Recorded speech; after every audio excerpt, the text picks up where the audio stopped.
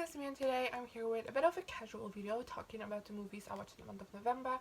I know I didn't give you one for the month of October, which is a shame because I watched a whole lot of movies in October. But I filmed it, I edited it, I tried to upload it, and just something went wrong, and I tried uploading it numerous different ways, and it just didn't work out. So I'm deeply sorry for not being able to give you that video, but I did do a blog post with all the movies I watched in the month of October. That will be the top link in the description, so go check that out if you're interested. And yeah, in the month of November I watched I watched 6 movies. I watched 2 Belgian movies which are made for children because I wanted to, and then I watched like 2 movies on Disney Plus, and then 2 holiday movies from Netflix. So we're having fun, right? And yeah, I'm just gonna do this very casually because I don't really have very strong opinions on either of these movies really. So yeah, let's just begin with the first movie I watched in the month of November, which is Piraat and Zeemonster, which came in 2013. I give 2 to 5 stars. Piraat sails for provisions to Como port, which is abandoned on account of a sea monster. Defeating one is the last requirement for his greatest ambition. Joining the Brave Pirates Club, he is up for the challenge. Like I mentioned before, this is one of the Belgian movies I watched, and I grew up on Piraat, the show, and the movies. This is one I hadn't seen yet, so I thought it would be fun to watch it, and I didn't like it. I just feel like everything was so surface level and flat. It just wasn't entertaining, and I don't know, I got nothing out of it. And I know it's directed towards children, but even then I expect a little bit more than what I got from this, because children also know good entertainment, you know? And yeah, I didn't like it. I didn't really care for any of the new characters that were introduced in this movie. The plot was so predictable and so easy that I just come on, kids have brains, they can figure things out themselves as well. Then also just in the middle of the movie there was one song, that's it, and that one song was the way it was done was very musical-esque, but because that's the only song in the whole movie, it just felt very jarring and weird, and why are you there? So yeah. And the next one I watched is Kadri Loves Cruise, which comes out in 2017, and I give 2 to 5 stars too. Kadri is a special guest on a cruise ship. They have to perform on the ball, and expectations are high. But during the cruise, a lot goes wrong, especially because of all the sabotage from Elf and the Pearl Elf. Of course, Hannah, Crash, and Martha will be singing many new songs. So this is the first movie with the new Kadri. I haven't seen those until now. It's the only Kadri movie I haven't seen. A new one is coming out this month, so gonna be behind again. But I actually was pleasantly surprised by this movie. It's not one of the good Kadri movies at all, but it's also not the worst. I know, shocker maybe, but I thought this was very entertaining. It's also the first Kadri movie that's a real musical. Kadri and Ace Concession did have songs throughout it, but they were taken out of the story. You would take it out of the story and set into a different set, and it felt very much like they just made the movie, and I was you know, how are we gonna make more money? Make an album on one side this movie, and how are we gonna do that? Make it into a musical, and then shot all the songs separately. That's how that movie felt, and I love that movie, but the musical aspect of it is terrible.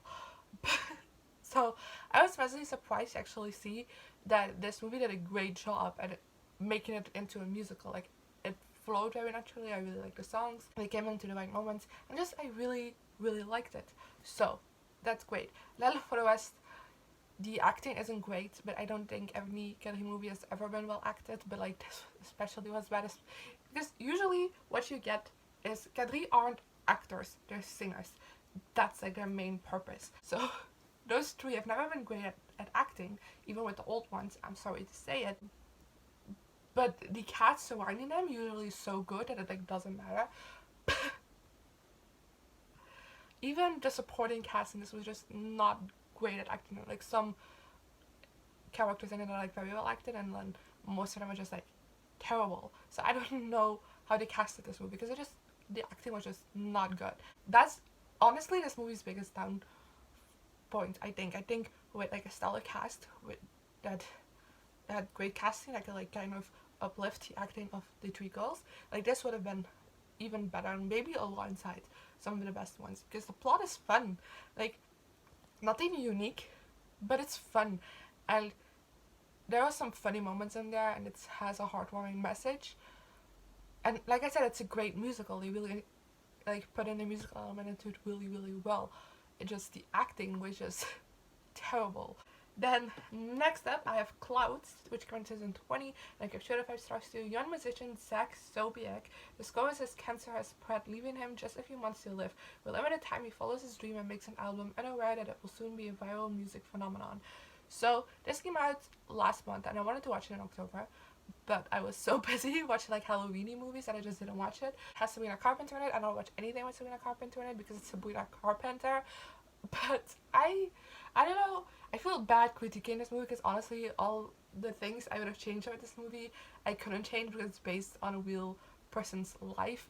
So it feels kind of cruel to say things.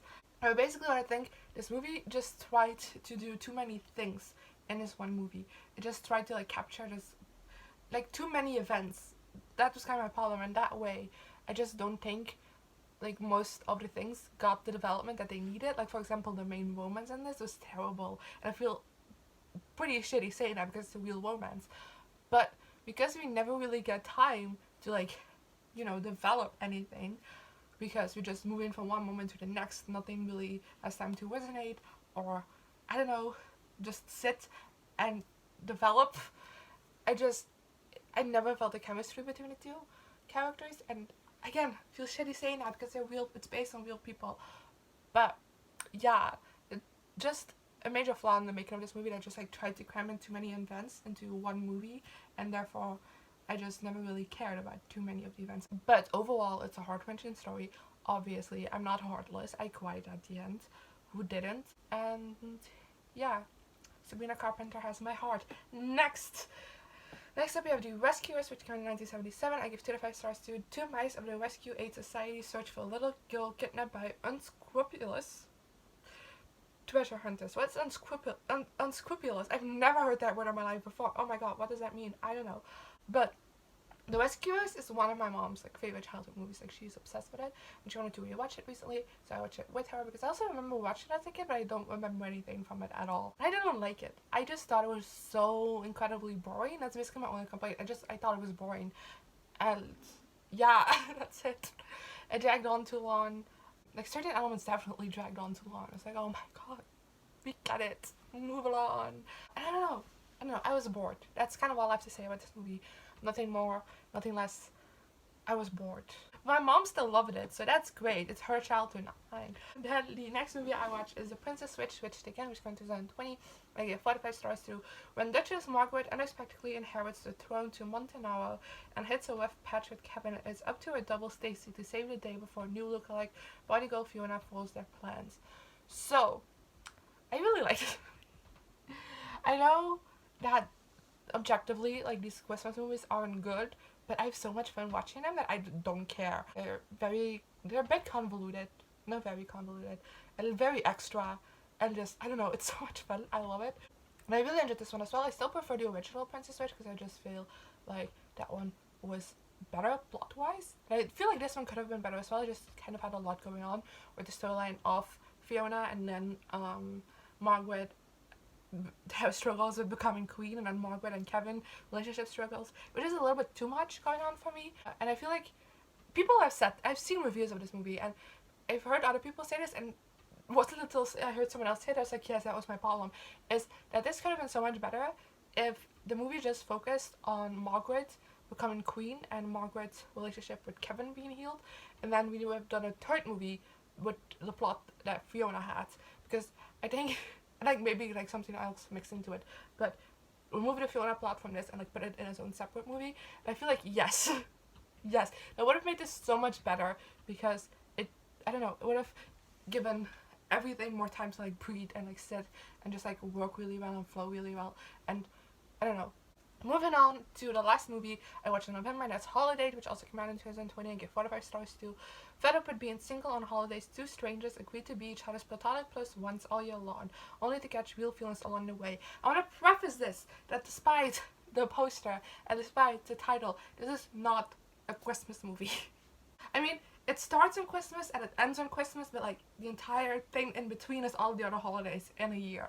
And I actually really like that concept, like just seeing them on like every holiday. And I also feel like a lot of Christmas movies, even though like I love them, big part of like the problem with it is that like they usually take place in like one day, like 2 days, so it's all very quick for a romance to happen out of nowhere. So I really liked that we kind of covered like a whole year time span throughout this movie, because it made the relationship development feel more real and more natural, and I really enjoyed that. I also just thought these characters had a lot of chemistry with each other, and I had so much fun watching it. I also quite liked all the side characters in this movie and how they kind of got their own story, even if it was like very small. I still had a great time watching this movie, and I would recommend it. Like, even watching it around the holidays, because I feel like this is a great movie that kind of introduces you into like the holiday movies, because it isn't like overly Christmas, but it also kind of has that Christmas rom-com feel to it. That was all the movies I watched in the month of November. I hope you enjoyed this video. Let me know in comments below what you thought of these movies, if you watched any of them, as well as some of the movies you watched in the month of November. And I guess I'll see you guys next time. Good.